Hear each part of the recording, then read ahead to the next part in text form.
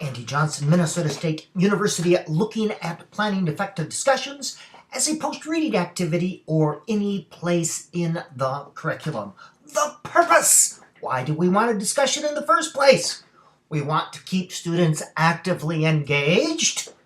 It's a way for us to extend and apply learning, get students to apply these ideas, to help students clarify and extend their thinking. And it can be used as a form of formative assessment. Formative assessment is as learning is forming, although that is not the ultimate purpose. How? First of all, good discussions are planned.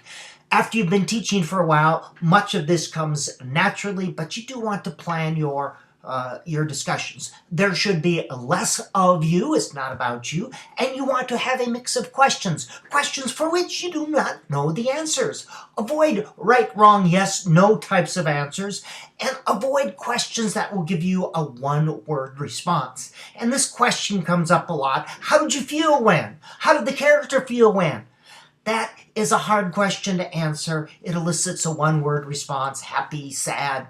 Always test the questions out on yourself first. How would I respond to that? It's very common to ask a question that's not very effective. Never ever tell a small group to discuss something that's too open-ended. They won't know what to do. Go back and discuss chapter 3.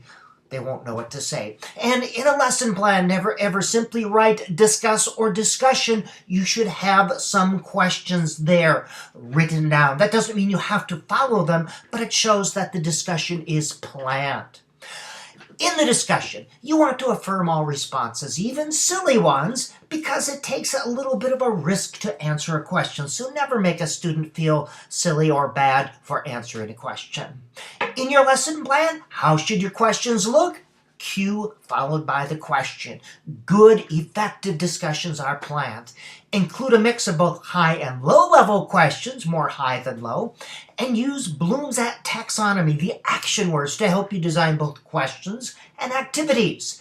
And you can stop and pause there, but if you look, here are action words you can use to help you to define and design questions as well as activities. Relate, recall, what do you think of? Differentiate, help me locate. You can pause. These are all action words that can be used to help you design both questions for discussion and activities.